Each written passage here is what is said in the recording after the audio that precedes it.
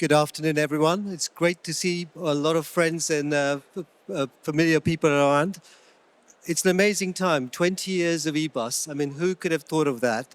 I still remember the day when Mark Krasnick, Felix Herth, Yasufuka and a few others went and really bullied Olympus to say, you're good at shrinking things. Let's get you to shrink the EUS scope into the EBUS scope. And I think they're so good at shrinking that probably very soon we'll see another shrunk version of the scope. Now, I'm really going to talk about benign disease, which actually is like a byproduct of EBUS. A lot of it's very intuitive in the sense that everyone knows that if you've got a mass or a lump next to the airway, you can sample it. It's irrelevant whether it's malignant or benign. But I think Felix earlier, Stefano Gasparini and a few others have already talked about the role of EBUS in malignant disease from staging through to diagnosis. And what I'm really going to do is to just remind everyone about the role of EBUS in benign disease.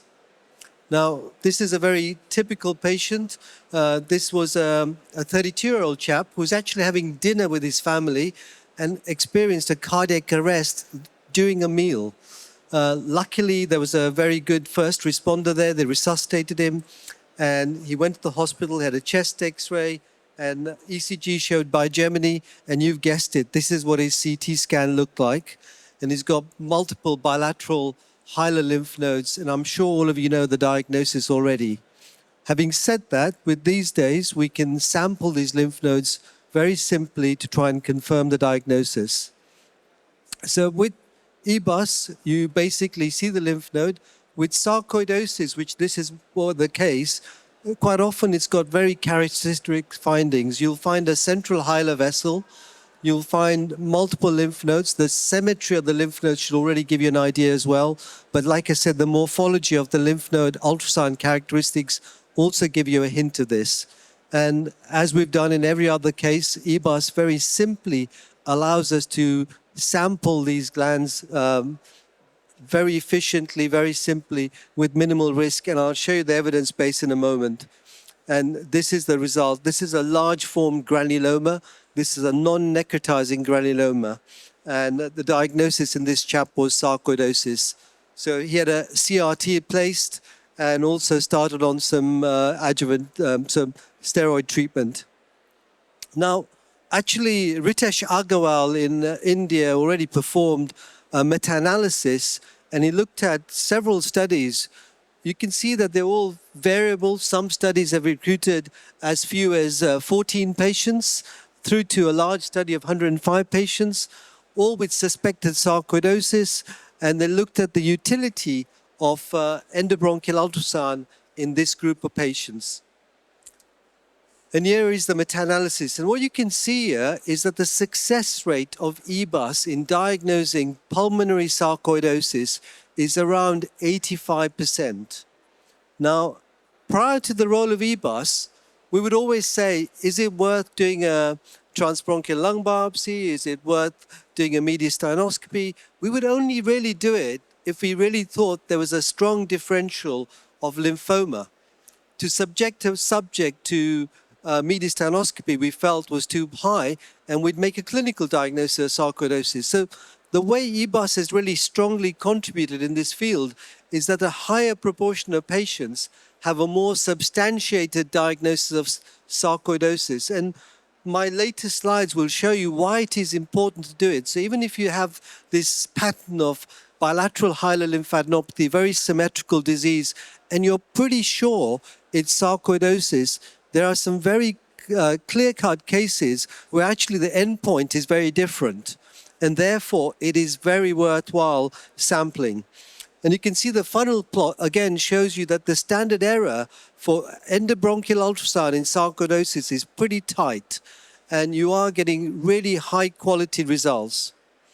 Well, this was really the impetus for Yalka Anima and myself and a few others to do the Granuloma Study.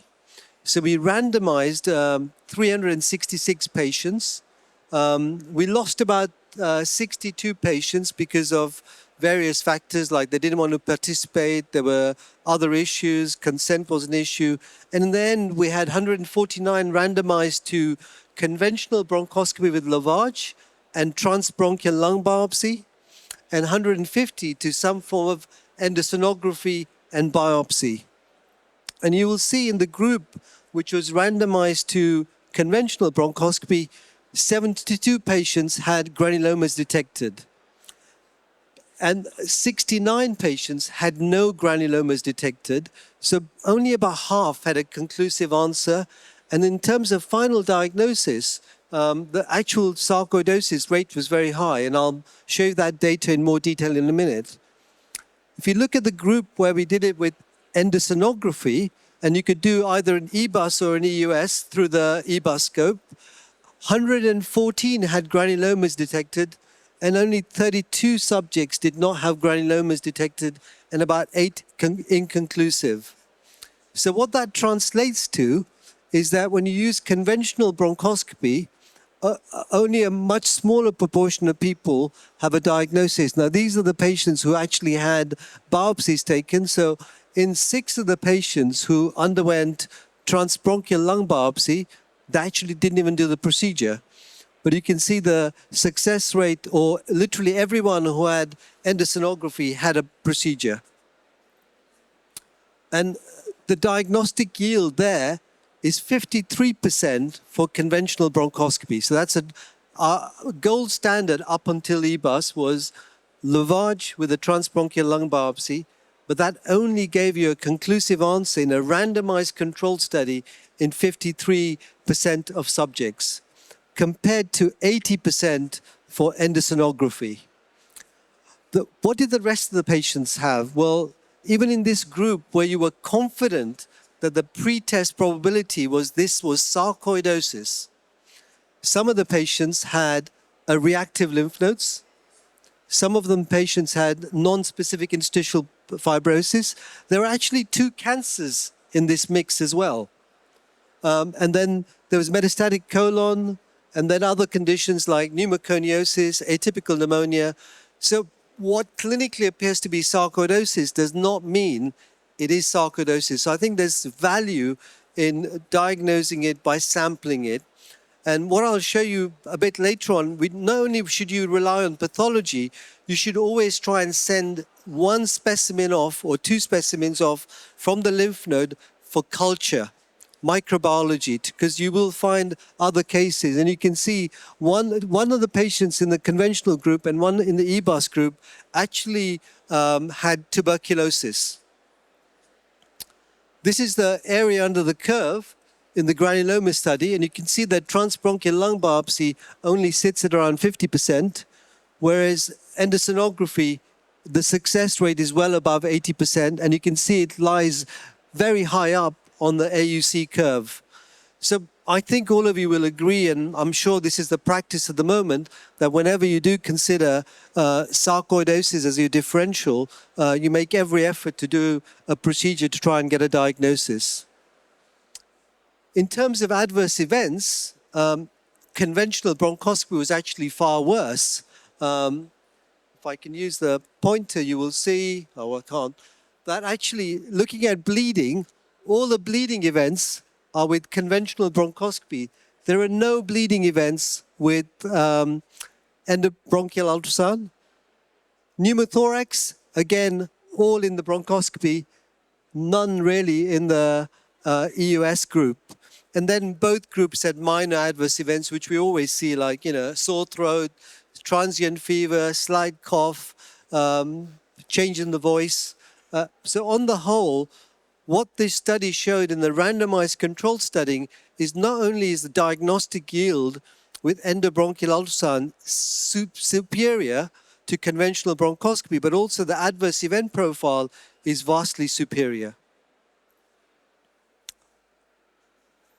The other hint we got from this study is what we mentioned, tuberculosis.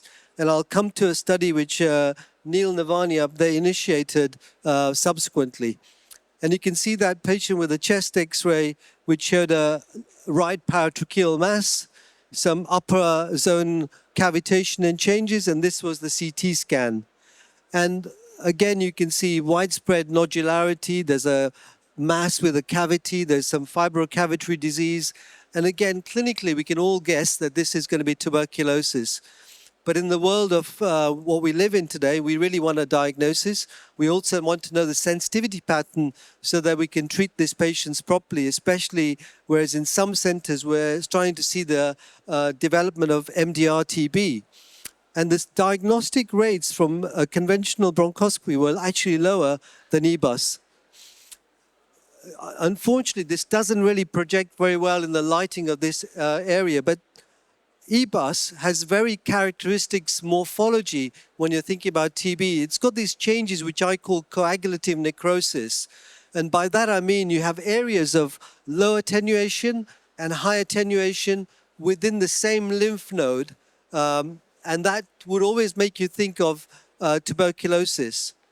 But our kind of approach is always whenever you do a biopsy in these kind of patients or in sarcoidosis, is always send a lymph node core for microbiology. And that microbiology should be full bacterial cultures, full fungal cultures, and also the full mycobacterial cultures. And from this individual, this was the pathology. So you're seeing a caseating granuloma, but look at that area. Yeah, you have a positive acid-fast bacilli within your EBUS specimen. So Neil managed to get a group of us in London together, and he looked at the role of endobronchial ultrasound in tuberculosis. And what you can see in this study, where they had about 156 patients, this is a kind of a cohort study rather than a randomized study. And you can see these patients typically present with fevers, sweats, had lymphadenopathy, predominantly of ethnic origin, which is quite a fair population in London. And you can see that even if you do not see the caseating granulomas, these are the patients who didn't have any caseation, and these are the patients who had no granulomas. Still, they were positive on TB cultures. So one of the main messages is that the lymph nodes have a much higher proportion of the TB organism burden in there, and you are far more likely to culture the organism from the lymph nodes than from a simple lavage. Also, you're more likely to get the organism growing at an earlier stage. And this really just shows you the odds ratio and the p-value of getting a positive result, and really multiple lymph nodes sampled, but a very positive result in this situation. And basically the practice was very different in all the different centers, but you only need a median of 2 lymph nodes sampled with 4 passes to give you a positive result. But remember, TB is not the only infection. You've got histoplasmosis. This was a series published in 2015, and you had 7 patients who had, again, features that if you looked at the CT scan, which was either unilateral lymphadenopathy or bilateral lymphadenopathy, and only on sending off the samples for full analysis was histoplasmosis detected.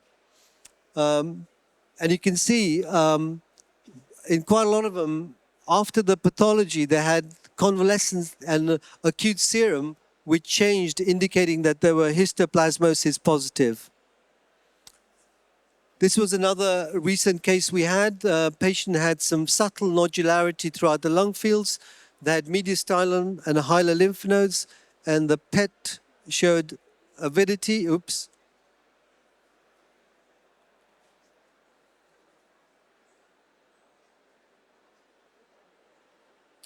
And sorry, it's jumped. And basically in this situation, it was silicosis was the answer. The other thing you may see is in some patients, particularly who live in urban areas, they'll get lymphadenopathy and you sample them and they've got anthracosis. So they've got, black material within the lymph node, and that can also cause this kind of reactive lymphadenopathy. Another fungal infection, cryptococcus. Again, if you've got a high proportion of patients with retroviral disease or HIV or immunosuppressed, you see the lymphadenopathy don't assume this is sarcoidosis. You really should sample it, send it off for fungal cultures. And in this case, you've isolated cryptococcus. Another group of patients subjected in the HIV population, and this is blastomycosis. I've just given you some examples, and really you could put any single fungal organism in the context of immunosuppression, and you really do need to consider it and send it off for culture. But also, you've got other conditions, other rarities, and this is a case where this patient had isolated lymphadenopathy, but on further analysis, you can see that the Congo red staining showed birefringence. So this is a case of amyloidosis. So the real message I'm trying to give you here is when you see lymphadenopathy, you do not need to make a clinical diagnosis. You've got a very simple procedure to actually get histopathological sampling, microbiological sampling, and you can get real precision in a diagnosis in patients. The other thing that you can often see with endobronchial ultrasound is incidental pulmonary emboli.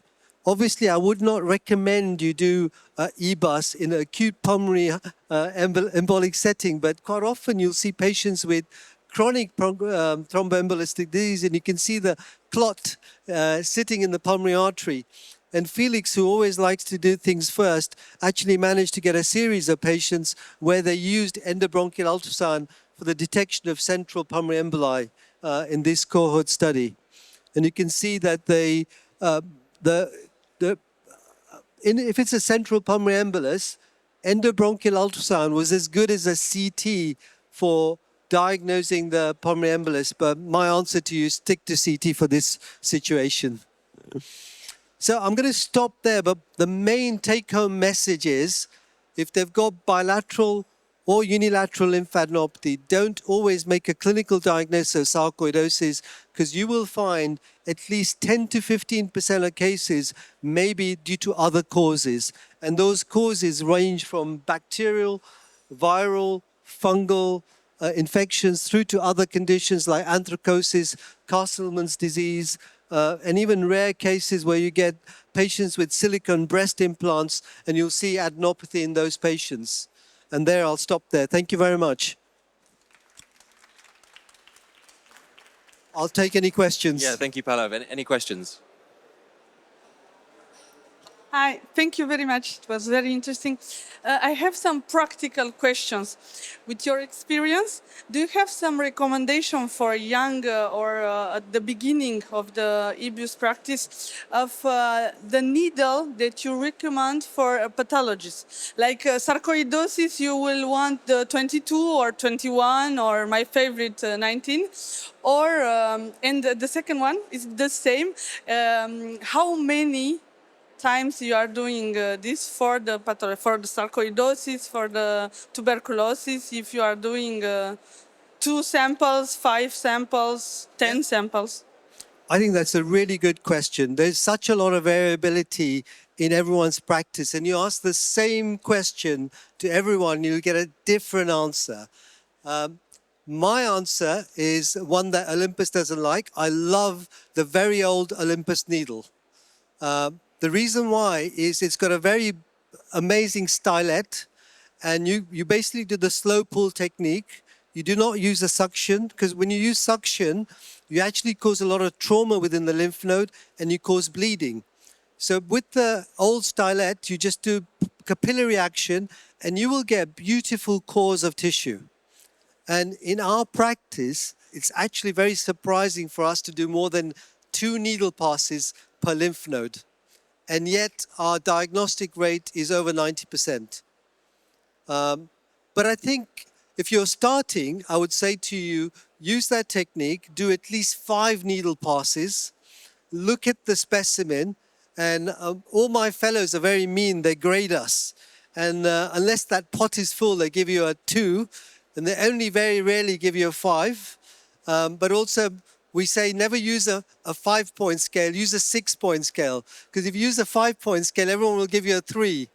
But if you have a 6, you might have a 4 or a 2. But no, the main message is capillary action, less suction, but look for cores, not fluid. You don't want a bloody specimen, you want a core of tissue. Any other questions? Any other questions? Great. Thank you very much.